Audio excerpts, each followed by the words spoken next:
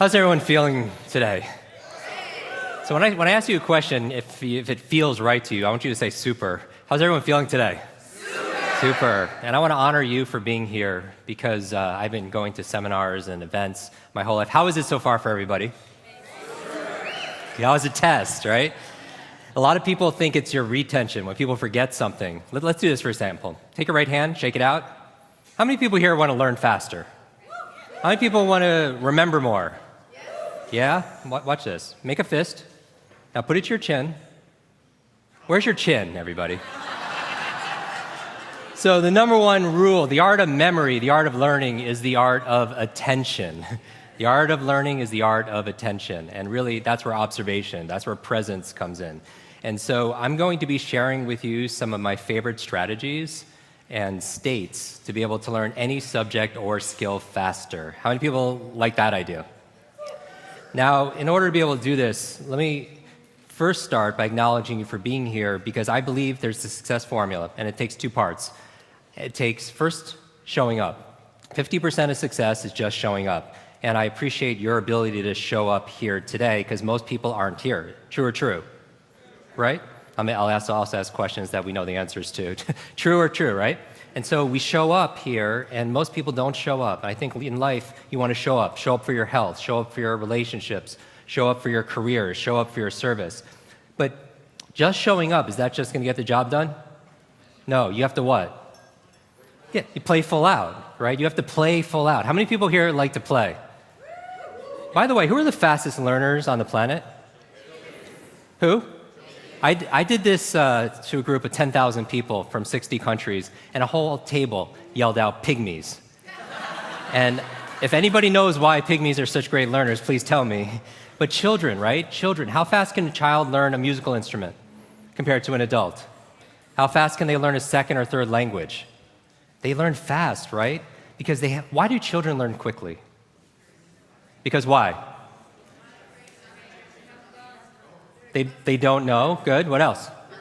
They're curious. They have attention. What else? They have time, certainly. No limits. They don't have the learned helplessness. Very good. They're not thinking about the mortgage payment. Focus, right? I mean, they're curious, and they play a lot. Remember as a kid, you went to your friends, and you were like, you want to come out and play? Do you want to play? But later on, we got rid of the word play, and we started saying, let's hang out, right? And then all of a sudden, there's a difference, right? And the curiosity is important also. There's a Rumi quote from the poet said, trade your cleverness for bewilderment.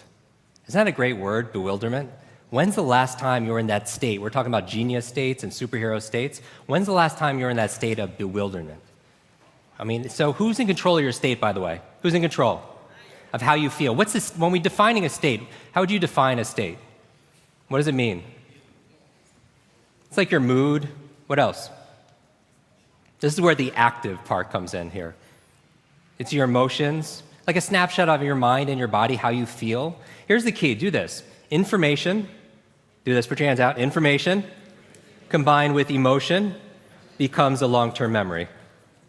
Long-term memory. How many people know this? How many people you hear a song and it'll take you back to when you were a child? Raise your hand.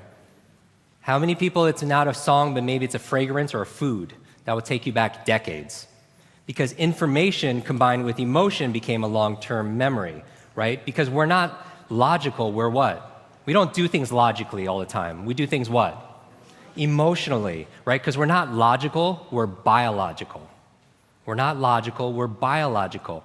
And so what I want to talk about is how to unlock what we call your superbrain. I'm going to talk about the states. These emotional states where the best of you shows up automatically, where you don't have those limits. Now, in my breakout, I'm going to talk about the strategies, how to read faster, how to remember names, step by step, how to learn another language. Those are the strategies. But you always start with state. Everyone wants to write this down. All learning is state dependent. All learning is state dependent. That the emotional state that you feel when you're learning something gets anchored to the learning. Does that make sense? By the way, what was the state that you felt back in school? Primarily, how did you mostly feel in class? Bored, and the other half of the class is like confused, right? Now, on a scale of 0 to 10, What's boredom? On a scale of 0 to 10. 0.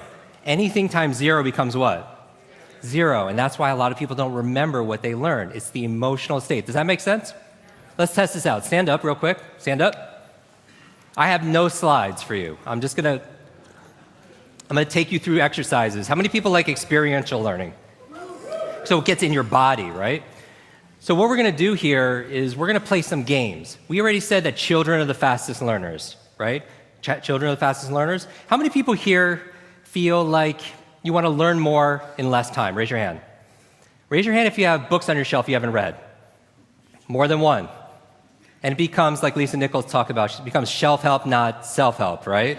How many people here get more than 10 emails a day? How many people came here today like to have a better memory? How many people forgot why you came here today? Have you ever done that? Walk into a room of your own home and just forgot why you're there? Anyone feel like senior moments are coming a little bit early? Like you're in the shower and you can't remember if you shampooed your hair. And you end up doing it twice, right? Or you misplace things. How many people here know somebody, maybe personally, who misplaces things all the time?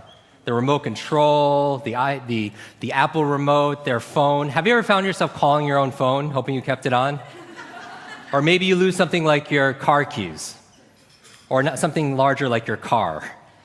You ever see the people out in the malls and they're using their car alarm trying to figure out where they parked their car? And what about names? How many people here, honestly, you have trouble remembering people's names?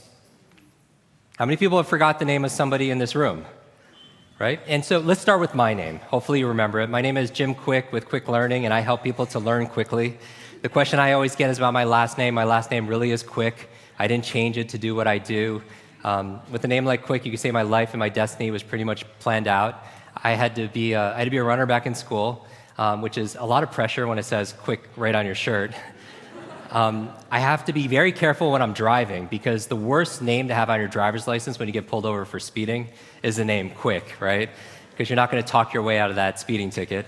And I get to do my mission, my dharma, which is helping people to learn faster. I think if there's any skill to be able to master in the 21st century, something that's going to give you a real tangible advantage, it's your ability to learn quickly. And only because it's a sign of the times, because digital overload, digital distraction, so many things vying for our attention. How do you get things done? But when I talk about speed, I don't talk about I'm not talking about frantic speed.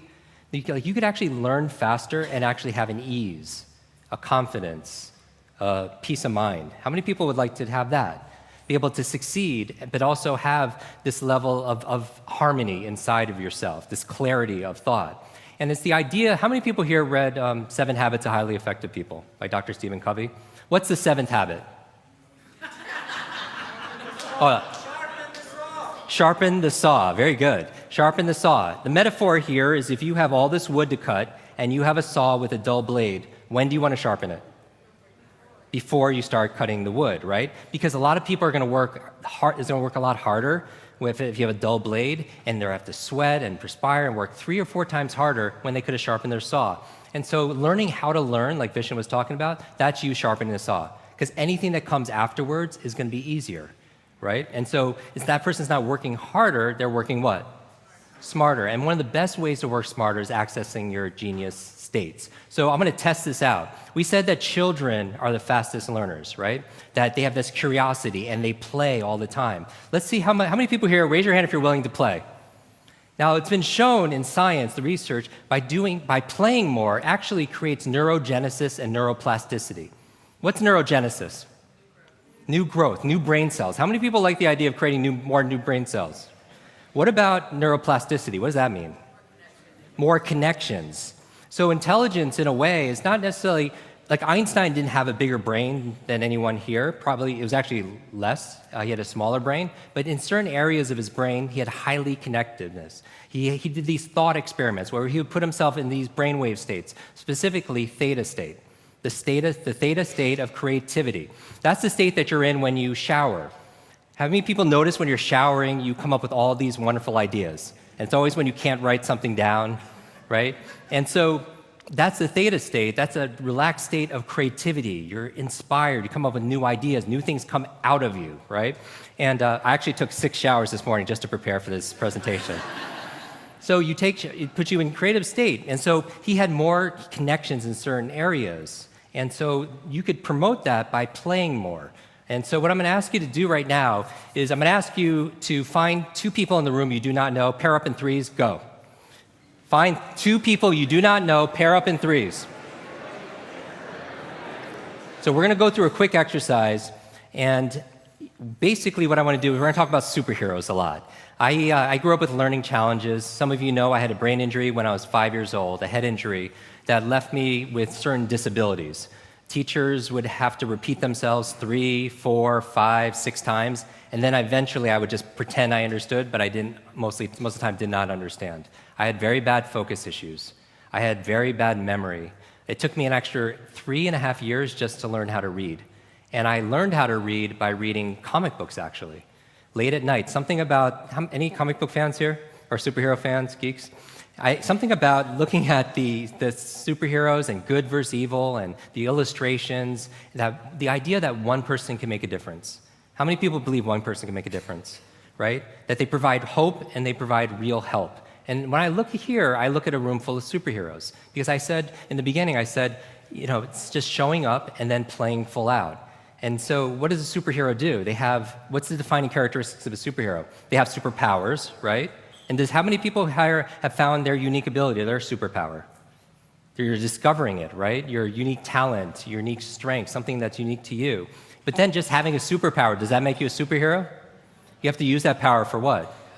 For good, for some kind of purpose on top of that, right? And so I love sharing space and time with modern day superheroes. But there are also some modern day supervillains, right? These ideas of these phenomena of like digital overload. How many people feel like when you're learning something, feels like you're taking a sip of water out of a fire hose? Raise your hand, right? And not just that, it has an effect on our health also, right? They call it information fatigue syndrome. Information fatigue syndrome, because everything is a syndrome, right? So higher blood pressure, compression of leisure time, more sleeplessness, or even if you have a little bit of free time, you can't even enjoy it because your mind's still multitasking. And also, not just the supervillain of digital overload, but digital distraction. How many people feel like your mind is so distracted and you can't focus on just one thing anymore? Raise your hand. And this is a challenge. That takes away from your ability to be present, your ability to be able to get things done, your ability to be able to be profitable. And I don't just mean financially profitable. That's obvious, right? We live in an age where it's not your muscle power, it's more your mind power. It's not your brute strength, it's your brain strength, right? And so the faster you can learn, certainly the faster you can earn, but not just financially, in all the areas of your life, all the treasures of your life, your health, your relationships, your career. So what we're going to do is this exercise of play, and then we're going to start with this state, this childhood state of curiosity and wonder. And you're going to meet your individuals, the people that your new friends. And I want you to decide right now who's Batman, who's Superman, and who's Wonder Woman. Go. So who's Batman, who's Super? Okay, Batman, raise your hand. All the Batmans, raise your hand. Very good. What about Superman? Raise your hand. And where are Wonder Women? There you go. Remember, information combined with emotion becomes a long-term memory, right? And by the way, who's in charge of your emotional states? I am? Who's in control? You are, right? I remember recently I got to introduce 2 of my modern-day superheroes. It was Richard Branson and Stan Lee. Like, who's not Stanley, but Stan Lee? Who's Stan Lee? Yeah, the co-creator of Spider-Man and X-Men and Avengers and Fantastic Four. And we're going to dinner. I remember asking Stan, I was like, I have to know, you've created all these incredible superheroes. Who's your favorite? And he looks at me without a blink. He's like, Iron Man. I'm like, that's awesome. And then he's like, Jim, who's your favorite superhero? And he had this Spider-Man tie, so I was like, Spider-Man. And without a pause, he says, with great power comes...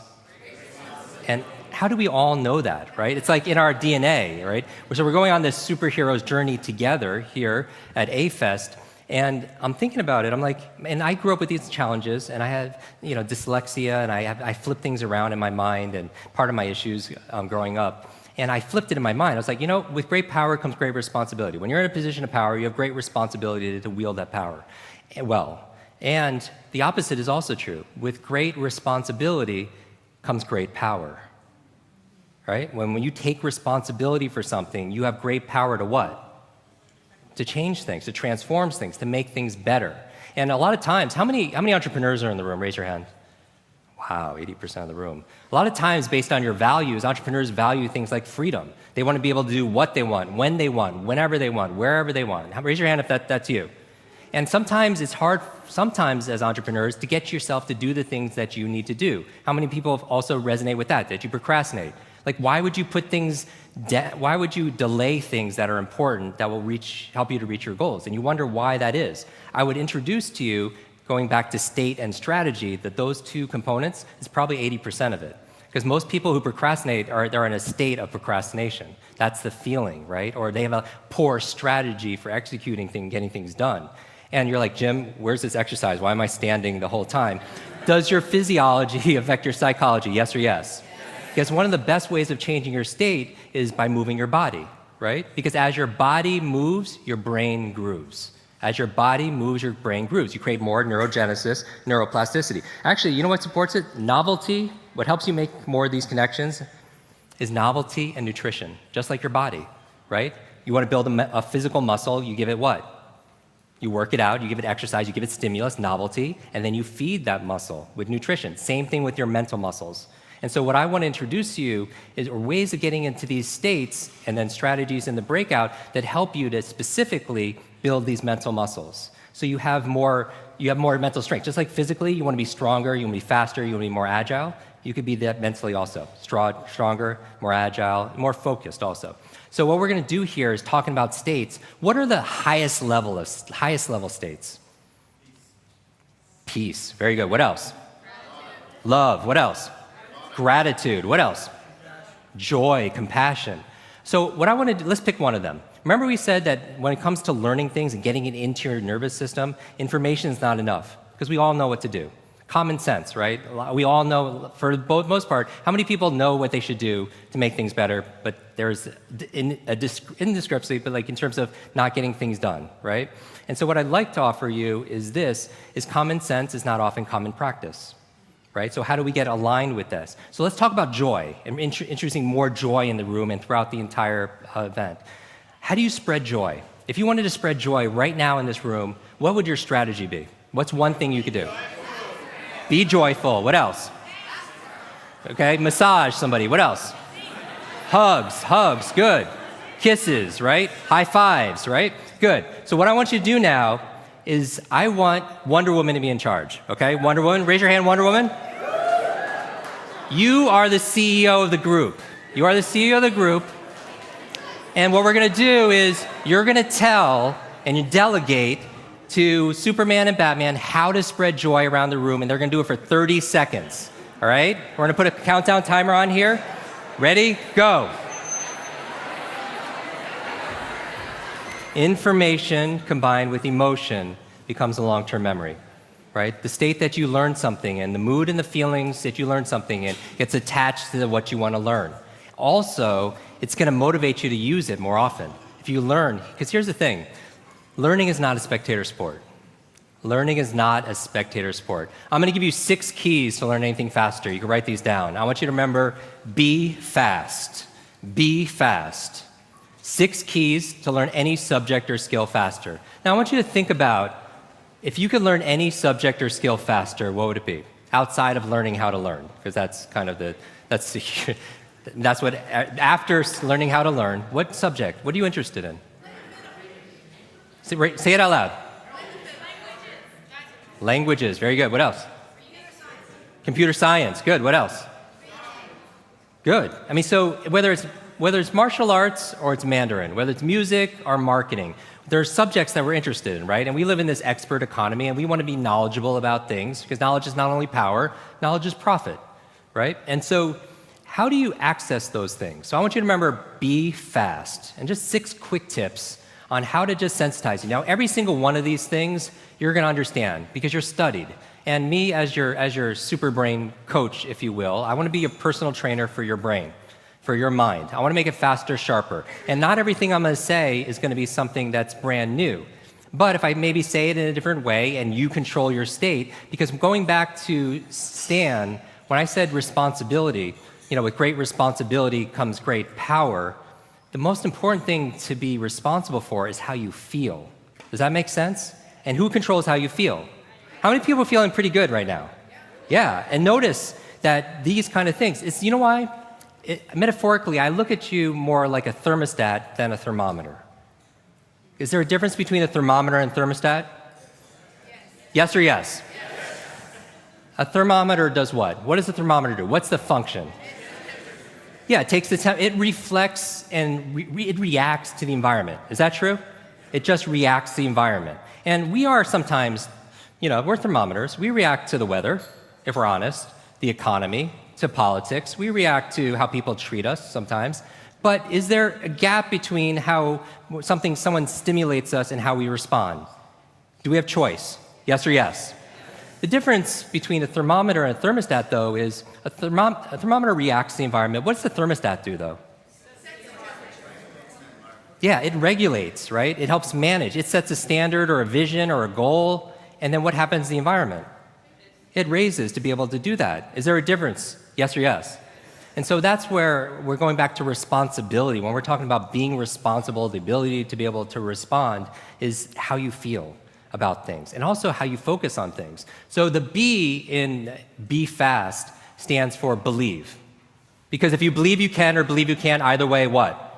You're right. Who said that? Henry Ford said that, right? If you believe you can or believe you can't, either way, you're right. Let me show you what a belief is. Stand up real quick. Stand up. You're like, oh, you're one of those teachers. I'm telling you, it's in your body. You have so much intelligence in your body right now. I'll prove it to you. Jump up and down a little bit, and make a little space from the person next to you if you can. So if you went like this, you're ideally not going to take anyone's eye out or anything like that. Okay. Now, stop bouncing. I love the energy, though. Notice where your feet are. I want you to keep your feet stationary the entire time. And what I want you to do is with your right hand, just point forward with your right hand. Your other right hand, sir. Sorry. I know. All right, forward with your right hand. And what I want you to do is without moving your feet, just turn to your right, clockwise, as far as you could go, and notice where you're pointing as you take your neighbor's eye out. Notice how far you could go. Notice where you're pointing. Notice the exact spot. Come back center. Now put your arms down. Now I'm going to take you through a really quick visualization exercise. So take a deep breath. Exhale and close your eyes. Put your arms by your side, out of your pockets, by your side, and breathe normally. And with your eyes closed, we're going to play a game.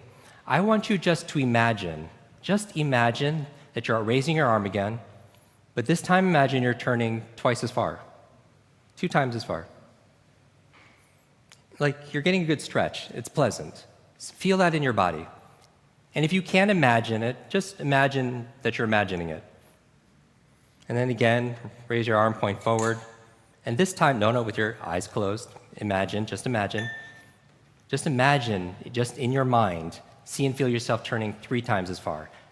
Just feel it in your body with your arms by your side. Just imagine turning around 3 times. And then one more time with a smile on your face thinking, what does this have to do with learning faster? See and feel yourself turning 4 times around in your body. See and feel yourself turning 4 times around like you're Gumby, like you're made out of rubber. Great, great stretch. All right, open your eyes. Now, raise your arm again, point forward with your right hand. And now turn to your right now, as far as you can now go. Wow. Raise your hand or make some noise if you went further a second time. Have a seat. Now, some of you went further. Some of you went 25% further. Some of you went 50% further. Yes? Raise your hand if you went further a second time. Now, here's the magic question, right? That I'm going to ask you even before I ask it. Were you physically capable of turning that far the first time? Yes. Like nobody took a yoga class and my eyes were closed, right? You're physically capable of it. Where was the block or the limitation, if there was one? Where was it? In your mind, right? In your mind. And you're like, Jim, I didn't have a belief on how far I could turn. How many beliefs do you think we have? Millions and zillions of beliefs, right? Because here's what you want to write down. All behavior is belief driven. All behavior is belief what? Some of you went 25, 50% further with no anything. Remember Vishen was talking about how it's not working hard, but it's when you're in a certain state of mind, you could just go further and it's effortless. How many people have experienced this state of flow before? That state of flow where you lose track of time, where your attention is right there and you're in the moment. And it's the level of challenge is really matching your level of capabilities, and you're stretching yourself and you're in that zone, right? Like that athletes talk about, that Stephen Kotler talks about in The Rise of Superman and Stealing Fire and so on. How many people are familiar with Steve's work, by the way? I'm just curious as context. Okay, so how do you get into those states? One of the ways is just believing that you can.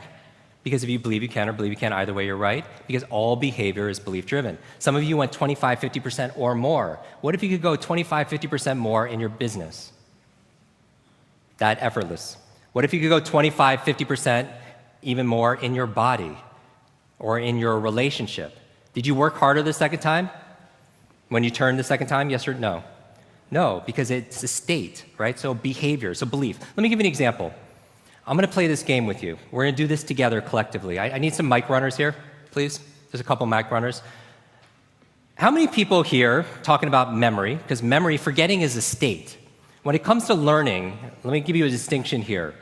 A lot of people say, oh, I have a bad memory, right? They always say, I have memory, or I have focus, or I don't have focus, or I have creativity, I don't have creativity.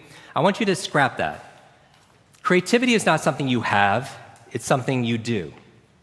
Focus is not something you have, focus is something you do. Energy is not something you have or don't have, it's something you do. Memory is not something you have, it's something you do.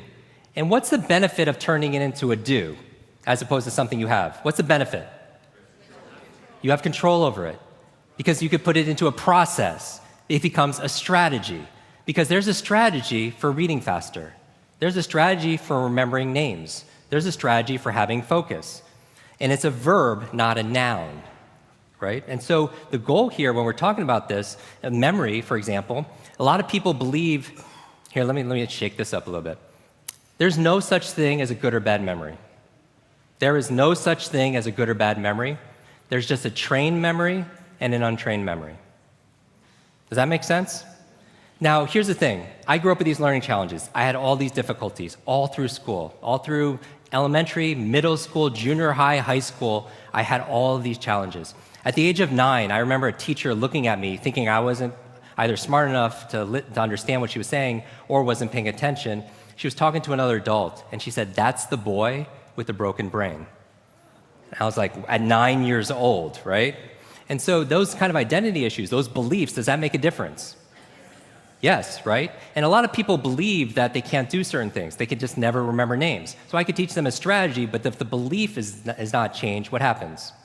It's not, because it becomes self-fulfilling. I remember running a marathon, and preparing for it, I read a chapter of one of the books, and it was on the psychology of running a marathon, right? The mental part. And it said this verbatim, word for word, because I'm a memory expert. It said, your brain is like a supercomputer, and your self-talk is a program it will run. So if you tell yourself you're not good at remembering names, you will not remember the name of the next person you meet because you programmed your supercomputer not to. Isn't that interesting? What I always tell people is this: you have to monitor your self-talk. Monitor your self-talk. If you go around tell people, oh, I have a horrible memory, I'm not smart enough, I'm getting too old, fill in the blank. First of all, if you fight for your limitations, you get to keep them. Does that make sense? A lot of people are like, oh, I'm so forgetful, I'm so busy, which that whole busyness really bothers me. Like where people, how are you doing? I'm just so crazy, so stressed, so busy. It becomes like a badge of honor that people wear all the time. And then what do you start reinforcing? Being busy, right? But here, going back to this, your self-talk is the program that will run, so you want to be mindful, right? And stand guard to your mind, because your mind is always eavesdropping on your self-talk. Your mind is always eavesdropping on your self-talk. And so going back to this, I want to play this little game, because how many people here, your memory's not quite as good as it used to be? Raise your hand, honestly. Now, how many people here, let's take numbers. How many phone numbers did you used to know growing up? How many phone numbers? Shout it out. How many phone numbers when you were younger? All of them, right? Pretty much. How many phone numbers do you know right now? One, two, right? And so how many people here have a number you call all the time, but honestly, if you don't have your phone on or with you or the battery's dead, you honestly do not know that number. You call it every single day almost, or text it or whatever. And so the challenge here is this. The two supervillains that we're talking about, it's digital overload. Too much information, too little time. The amount of information is doubling at dizzying speed, but how we learn it, how we remember it, has that changed at all? If anything, there's been a decline. The amount of information is doubling like this. Your learning abilities, in terms of your reading, memory, everything's flatline. That gap creates the stress that you feel on an ongoing basis, right? How do you catch up? How do you keep up? How do you get ahead, underneath that velocity, right, and that acceleration? The other thing that I talk about supervillains, not just digital overload, because we're going to talk about that in the breakout, is digital distraction. Digital distraction, right? How many people, I'll tell you the worst habit, because I'm going to talk about this later. The worst habit, and you're gonna hate me for saying this, the first hour of the day is touching your phone. It's the worst thing you could do. The absolute worst. How many people are guilty of doing this, though? Right? Because you have that addiction to it. And I'll tell you the reason why you don't want to do it. I'll give you two reasons, because I don't want to talk strategy too much. I'm going to talk about it more tomorrow. The strategy, the reason why you don't do it is when you wake up, talking about brainwave states, we're talking about superhero states, your brain cycles through different brainwaves. Beta is when you're most awake. You're in beta, most of you right now. Delta is when you're asleep. Hopefully nobody's in delta right now. Theta is right above delta. That's the state of creativity we talked about, like when you're in the shower, right? You're so relaxed, almost in and out of sleep. And then you're so creative, right? You're very inspired. In between theta and beta, when you're most awake, is a state called alpha. How many people are familiar with alpha states? All right, it's a state you go in when you meditate. States you go into when you do deep breathing. States you're also in when you watch television. How many people have ever seen somebody watching television? You're trying to talk to them, but they're watching their favorite show, their sports, or whatever it is, or maybe you're guilty of it too, and honestly, that person is not hearing you. You know that? You're talking to them, but they're so in trance, right? Television programming, it's programming them. They're in such trance, they're in an alpha state. And the alpha state is where your conscious mind is set aside and you're not filtering. It's information is coming in. Alpha state is a great state to learn in, though. Great state to learn facts. Great state to be able to learn foreign languages also. Great states to learn information like giving presentations and scripts. One of the ways we work with actors, putting them to an alpha state so they're in this relaxed state of awareness where their conscious mind is set aside and information is just flowing in, like television. And you could control those states because you have a responsibility once you learn the strategies behind it. And so when we're coming back to memory, I want to play this quick game. I'll give you a third villain. We talked about the first villain, supervillain. We're talking about superheroes. You're a superhero. The supervillains that are taken away from your joy, your productivity, your peace of mind. Digital overwhelm, digital distraction. I'll add a third one I wasn't going to say. Digital dementia. Digital dementia. And this is a real medical term right now. This is the idea that we're outsourcing our brains to our smart devices. We're so reliant on our smartphones that our smartphones are making us stupid. Does that make sense? It's convenient. I don't want to memorize 500 phone numbers, right? Nobody wants to do that. But we've lost the ability to memorize one. Like if I give you a 7-digit number now, how difficult? Would you find that kind of difficult to memorize, like a phone number that you used to do years ago? Yes or yes? Because if I take my arm and I put it into a sling for 6 months, does it stay the same? Would it even grow stronger? It would what? It would atrophy and grow weaker. Same thing with your mental muscles. If you're relying on your phone to keep your schedules, your to-dos, do simple. I went out to dinner with 10 people recently. There was 10 of us. And 3 people at the end pulled out their phones to divide the bill by 10, right? And we've lost that ability to use we've lost the ability to be able to do certain things. And so that's where digital dementia is.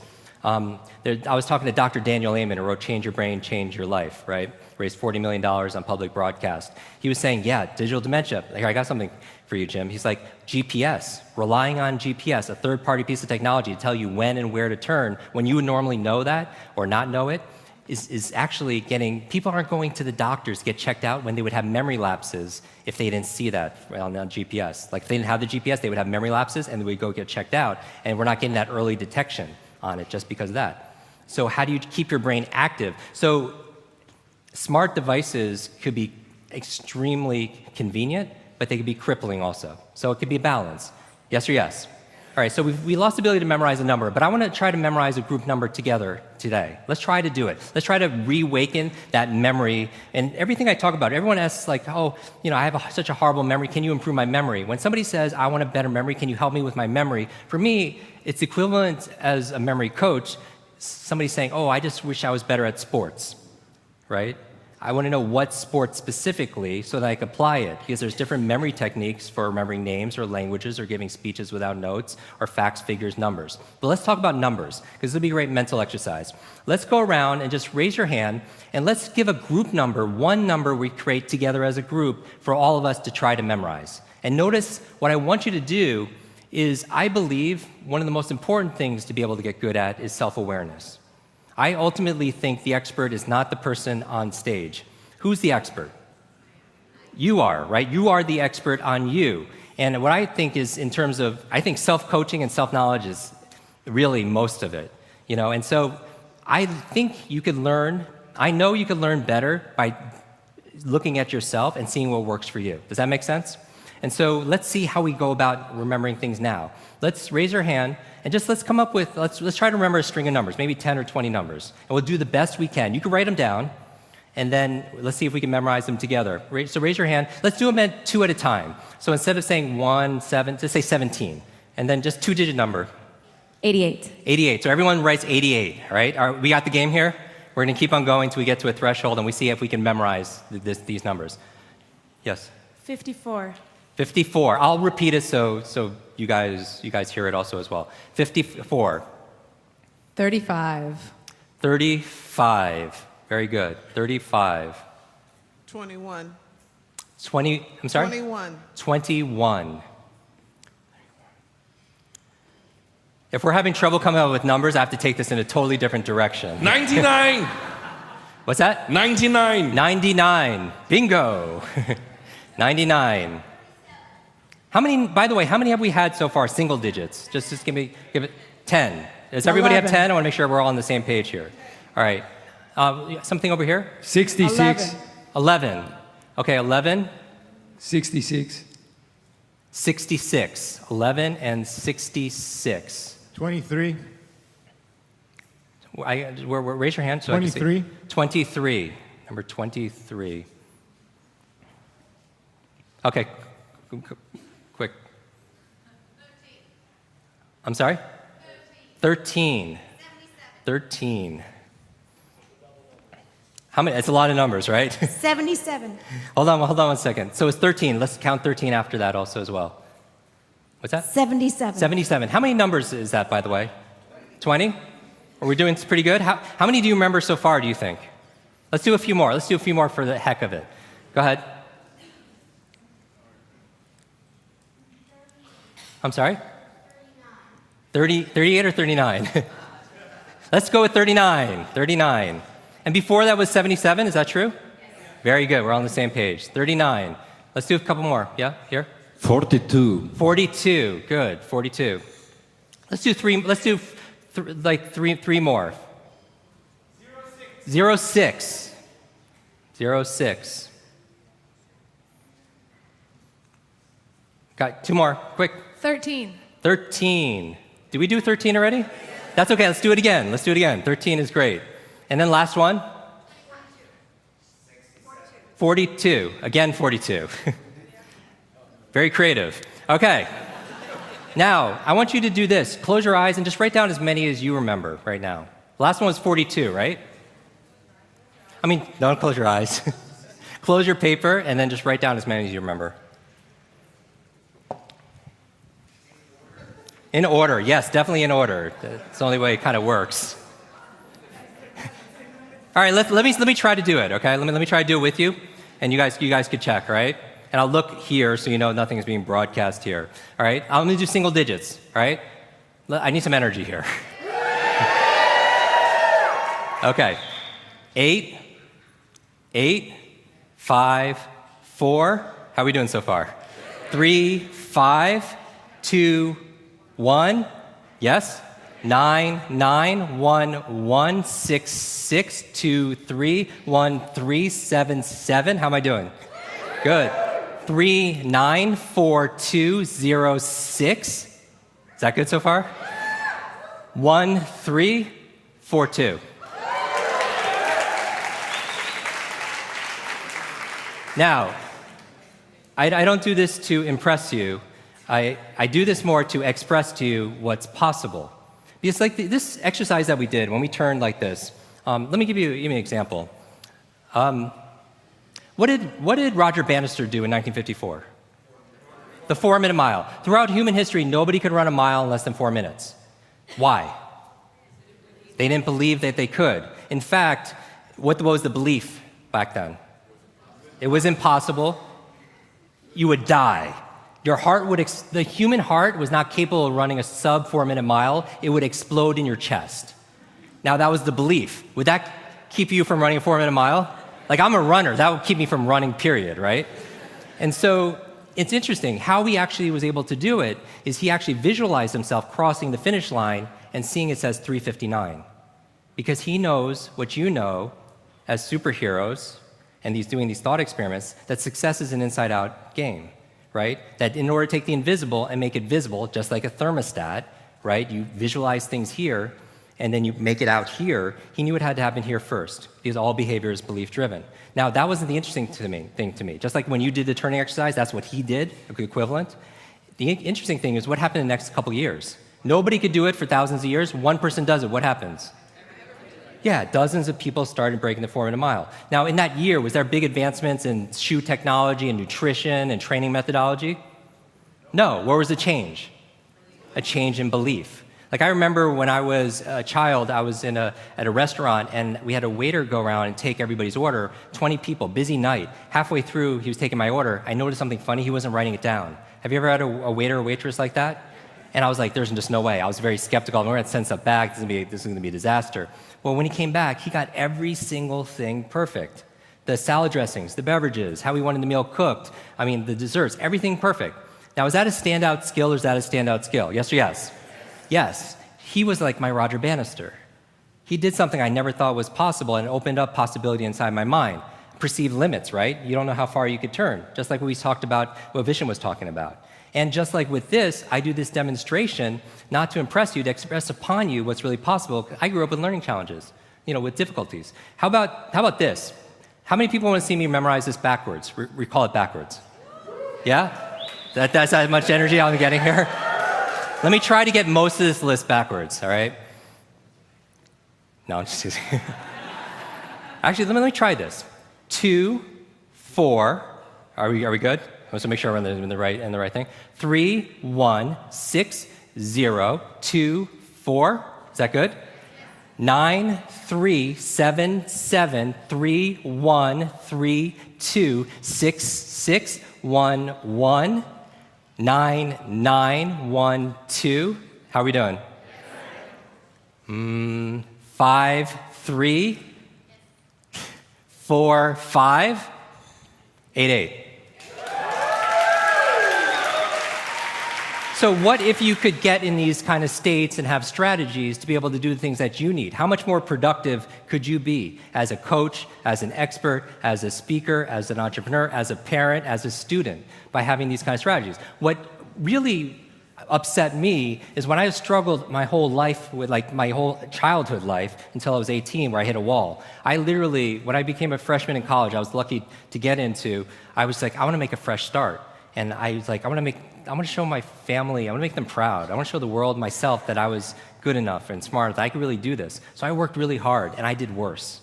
And I was ready to quit school, and I was living in the library. I wasn't eating, I wasn't, sleeping, I wasn't doing anything that was good for me, nothing in wild fit, all the things I should be doing to build my superhero strength. I ended up passing out in the library late night, and I fell down a flight of stairs. I hit my head again. And I woke up in the hospital 2 days later. And at this point, I weighed about 117 pounds. I was wasted away. Like I thought I died. Maybe part of me wished that I had. And also, when I got out, I was like, there has to be something better for me here. Like, what do I do? And a nurse came in at that exact moment and brought a mug of tea. And on the tea was a picture of a genius, a true genius, the opposite of what I felt I was at the time. It was Albert Einstein. And it said this quote that you've all heard in some iteration: the same level of thinking that's created the problem won't solve the problem.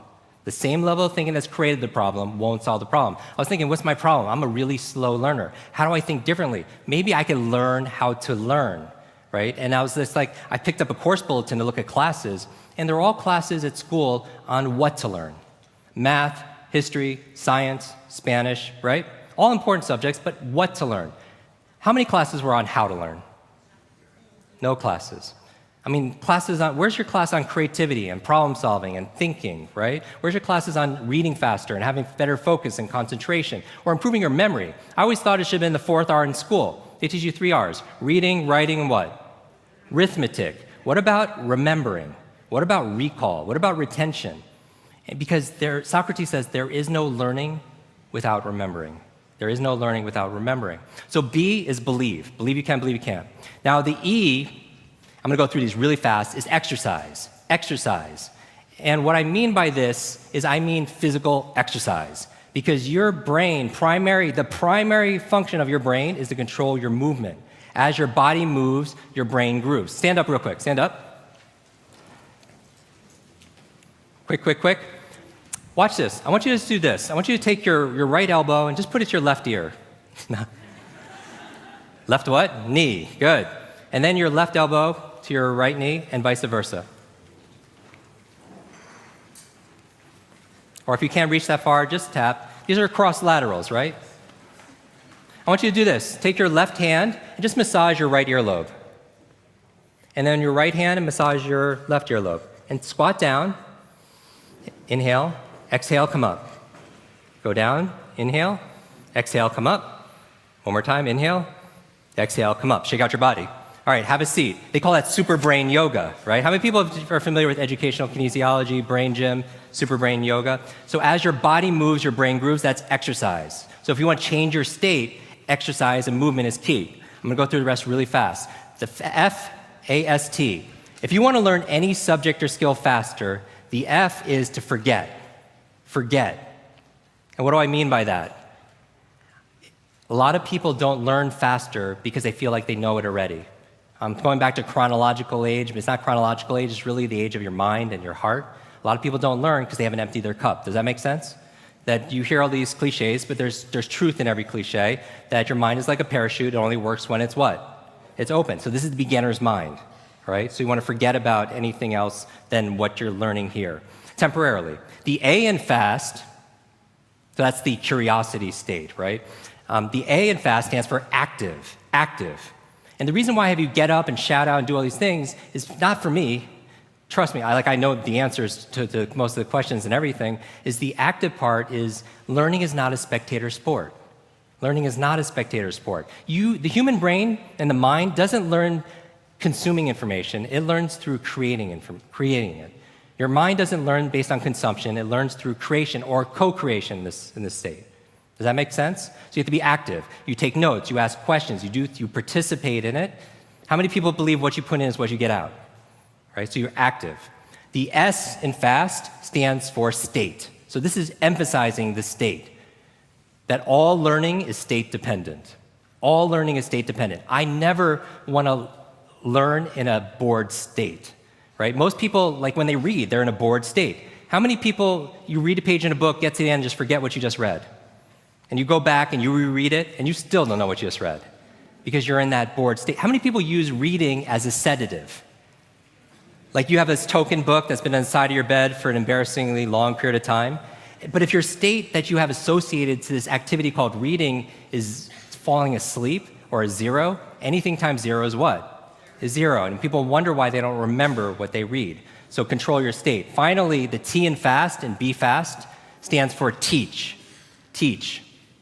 I recommend that throughout this entire gathering and beyond, you learn with the intention of teaching it to somebody else. Does that make sense? If you had to teach this to somebody when you got back home, your team, your family, your friends, would you learn it differently? Yes or yes? Would your focus be better? Yes or yes? Would you ask better questions? Would you take better notes? Right? So you learn with the intention of teaching to somebody else. All right? So the B stands for what? Let's do this fast. Be fast. B stands for believe. Believe you can, believe you can, you're right. The E stands for what? Exercise. As your body moves, your brain grooves. The F stands for what? Forget. Beginner's mind. Your mind's like a parachute, only works when it's open. The A stands for what? Active, because learning is not a spectator sport. The S stands for what? State. All learning is state dependent. And finally, the T is what? Teach, because when you teach something, you get to learn it twice. Let me close with this. This is how I used this once. And so I think children, going back to childhood, you're the fastest learners, right? And you could access that at any time, because you have an inner what? Child. You do have an inner child. How many people believe they have an inner child? A child inside there that is a genius, that can learn, that maybe needs to hear some words from you every so often, right? And so a few years ago, and I'll close with this. A few years ago, because I remembered someone's name, it led to business that, how many people believe remembering names is important? Because if you forget someone's name, what's the communication you're sending them? That they're not what? Important. How are you going to show somebody you care for their business, their future, their finances, their health, if you don't care and just remember them, right? And so I remember someone's name. It led to this business for 20th Century Fox, and it was for the chairman, and I was training him and his executive team on a Friday. And I go there, and because I was in state, because I saw all this Avatar like memorabilia, and I saw this movie poster with Star Wars, I was like a kid, right? So I gave my best training ever. And afterwards, they really felt it. He was like, gave me a tour of the whole place and everything, and I saw this movie poster of Wolverine. This for me is a big deal. A Wolverine coming out, and I was like, wow, I can't wait for that film to come out. And the chairman picks up the phone, and 5 minutes later, I'm in the Fox studios with 3D glasses watching Hugh Jackman fight all these super ninjas, right? And I'm in my bliss on a Friday. Afterwards, he comes to me and says, Jim, how was the movie? I was like, it's great, thank you so much. I tell him my story, how I grew up with learning disabilities. I taught myself how to read by reading comic books. My favorite comic book were the X-Men, Wolverine and the X-Men. And not because they were strongest, it's because they didn't fit in. Because I felt like I didn't fit in growing up as a kid. Does that make sense? With this disability and the boy with the broken brain. And the highlight of the comic books for me was when I read that the school for the gifted, for the superheroes, for the X-Men, was in Westchester, New York, and it's a suburb of New York City, and that's where I grew up. So when I was 9 years old, I used to ride my bicycle all around the neighborhood trying to find this school. Because I wanted to run away.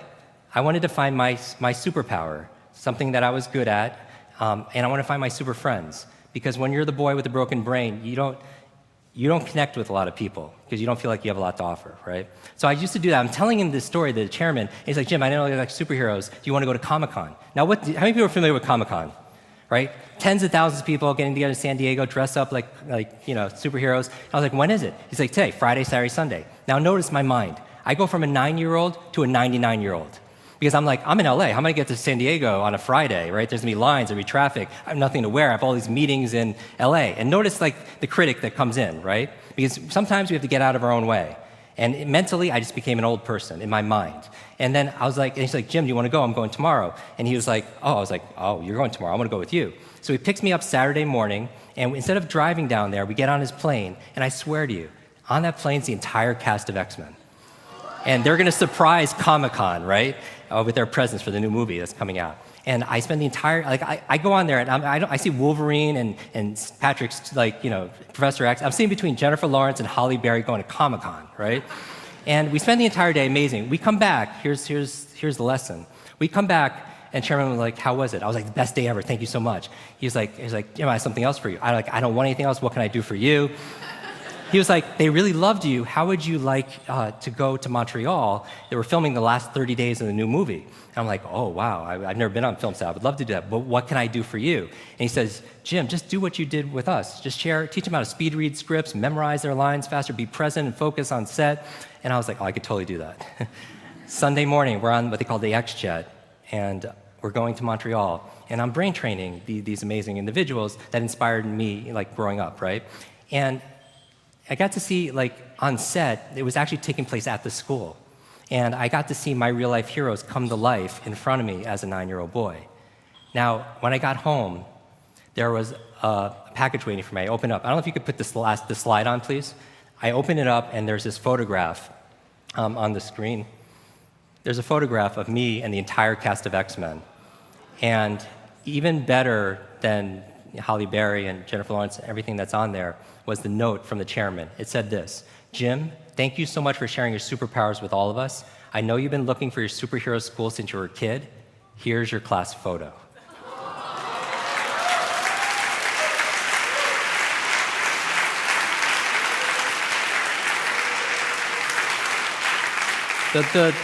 The lesson that everyone gets different lessons out of this, for me, is me being in that childhood vulnerable state that allowed something like that to happen. And what I would leave for you is this homework. Is it okay if I give you some homework? This movie was called Days of Future Past. It takes place in the future, and there's Armageddon. I mean, it's the most dreaded future you could ever imagine. And Professor X sends Wolverine, because Wolverine has healing abilities with his mind, sends him back in time as like the communicator to talk to his younger self. So Professor X sends Wolverine back in time to talk to the younger version of Professor X to tell him something so that way the future gets changed. Does that make sense? So my question for you is this: if you could go back to that child inside of you, that younger self, and right now tell them something that they need to hear, what would that be? If you could go back and pass on a message to your younger self, what would it be? And if you were to go in the future, 1 year, 2 years, 5 years, 10 years ahead in the future, I believe you have wisdom inside of you. I believe you have greatness inside of you and genius that you're not even tapped in those states. If you were to project 10 years ahead of time and look back on this day right now, what does your current self need to hear from your future self? I have a quote that I get quoted on more than anything else. It talks about an egg and stress, that your egg is like your life, that if an egg is broken by an outside force, life ends.